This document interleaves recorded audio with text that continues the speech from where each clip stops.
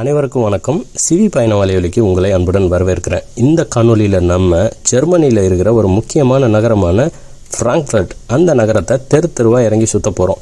அப்படி என்ன முக்கியமாக இந்த ஊரில் இருக்குது அப்படின்னு கேட்டிங்கன்னா, ஒரு 8ஆம் நூற்றாண்டில் தொடங்கின இந்த தேவாலயமாகட்டும், இது 8ஆம் நூற்றாண்டில் கட்டின தேவாலயமா அப்படின்றீங்களா? இந்த கட்டடம் 15ஆம் நூற்றாண்டில் கட்டினாங்கங்க. ஆனால் இந்த இடத்துல தேவாலயம் பார்த்திங்கன்னா 9ஆம் நூற்றாண்டில் இருந்தே இருக்குது.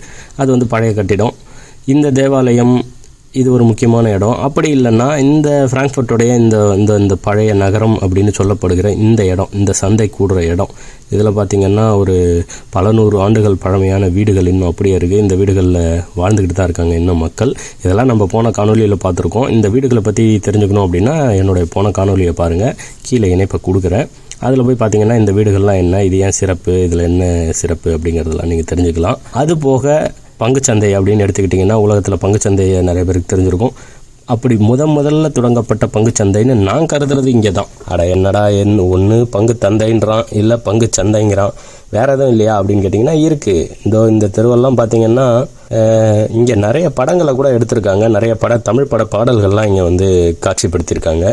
நம்ம விஜய் அண்ணா ரம்பா கூட ஆடக்கூடிய ஊதா ஊதா ஊதா பூலாம் பார்த்திங்கன்னா இதே இடத்துல தான் எடுத்திருப்பாங்க.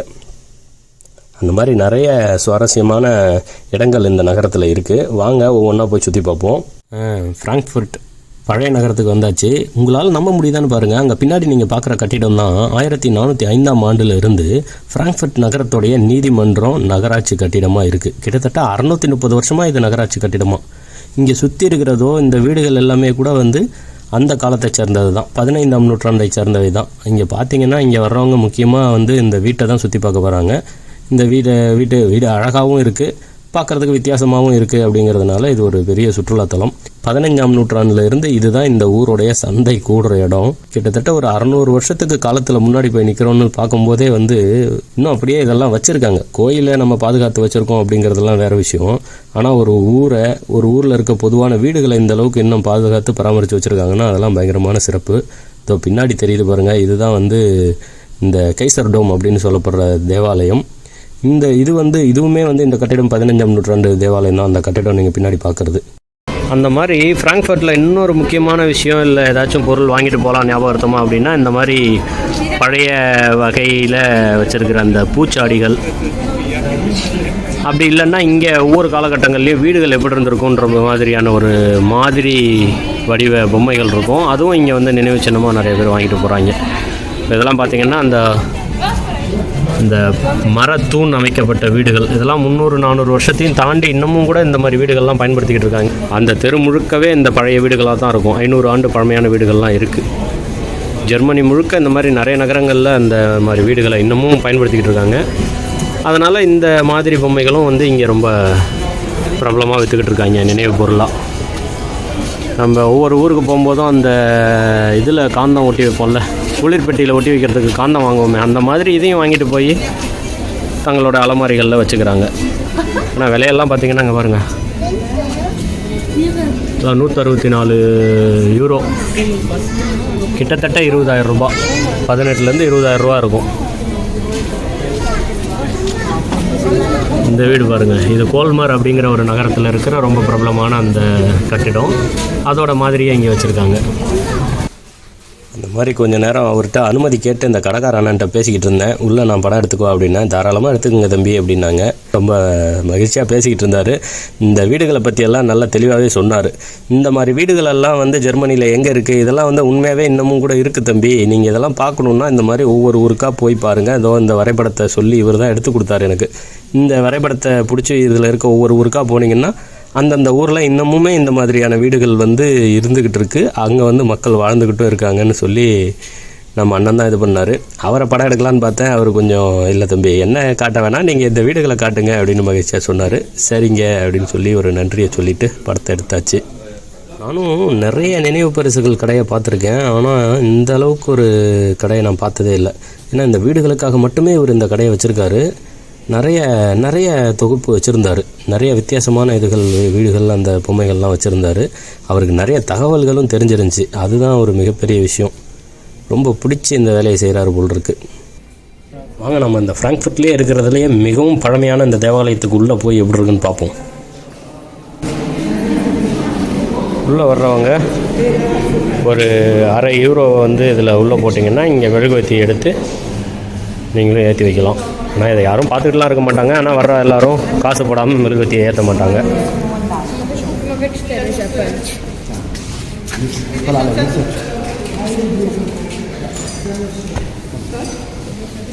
ஆனால் எல்லாம் பயங்கரமாக இருக்குது.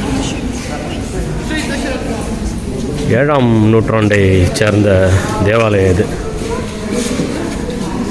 இதெல்லாமே கல் தான், கருங்கல் தான்.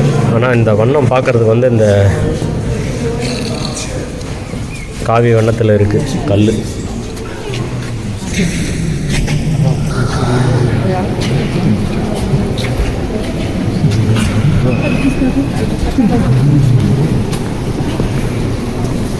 இந்த மொத்த தேவாலயமும் பார்த்திங்கன்னா 90 மீட்டர் உயரம் வெளியேருந்து பார்க்கும்போது. ஆனால் இங்கே பாருங்கள்,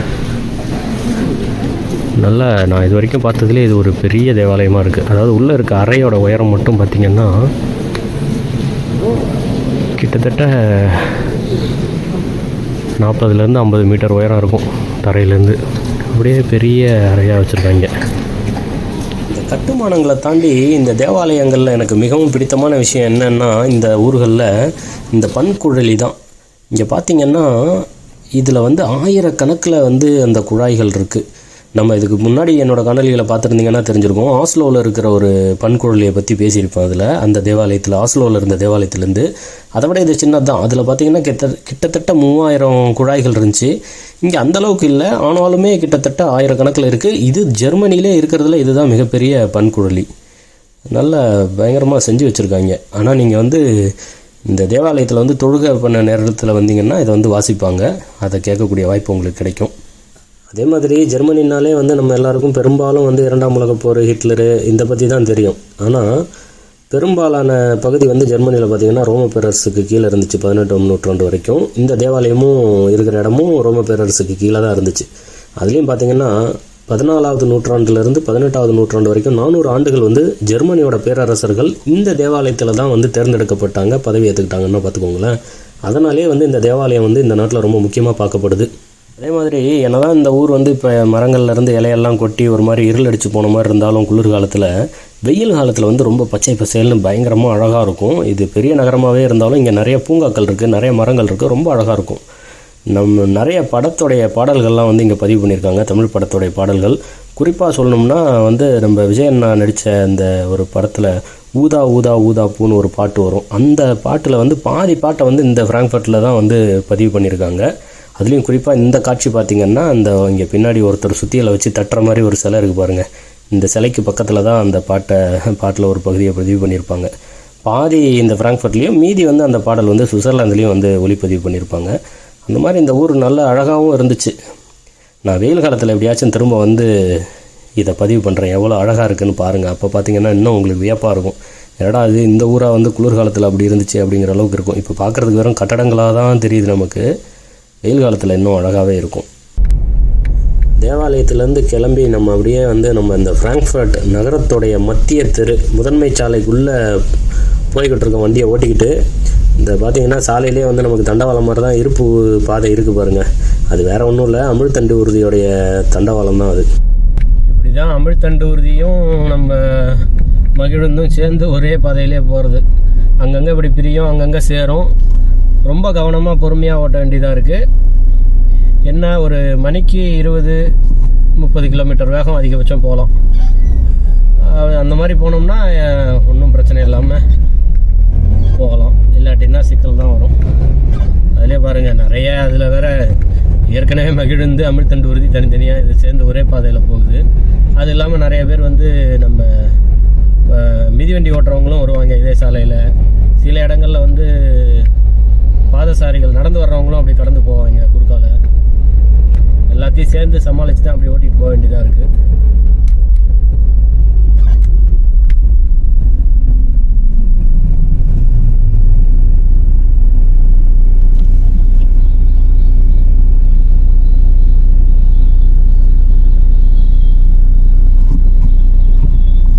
நம்ம ஊரை மாதிரிலாம் இந்த போக்குவரத்து விதிகள் எல்லாம் மீறி இங்கே ஏதாச்சும் செயல்பட்டோம்னா அப்படி குறுக்கால வந்து இந்த அமிழ்தண்டு ஊர்தி வந்து ஏற்றிட்டு போயிட்டே இருப்பாங்க. ஆள் இருப்பாங்க ஓட்டுறதுக்கு, பொறுமையாக தான் ஓட்டுவாங்க. இருந்தாலும் நம்ம இஷ்டத்துக்கு நம்ம சௌரியத்துக்கெல்லாம் அப்படியே ஓட்டிகிட்டு போகக்கூடாது. சரியாக அந்த விளக்கை பார்த்து சிவப்பு வந்தோடனே நிறுத்தி தான் போய் ஆகணும். இது வரைக்கும் மஞ்சள் வந்தாலே எல்லாம் கிட்டத்தட்ட நிறுத்திடுவாங்க. சிவப்புலாம் இல்லை, மஞ்சளுக்கே நிறுத்திடுவாங்க. ஃப்ராங்க்ஃபர்ட்டோடைய முதன்மை சாலை இதுன்னே சொல்லலாம். இந்த ஒரு தெரு தான் உங்களுக்கு காய்கறிகள்லேருந்து உடைகள்லேருந்து பன்னாட்டு விடுதிகள்லேருந்து எல்லாமே இருக்கும். இந்த ஒரு தெருவுக்கு வந்துட்டோம்னா இங்கே கிடைக்காததே இல்லை அப்படின்ற அளவுக்கு இங்கே இருக்கும்.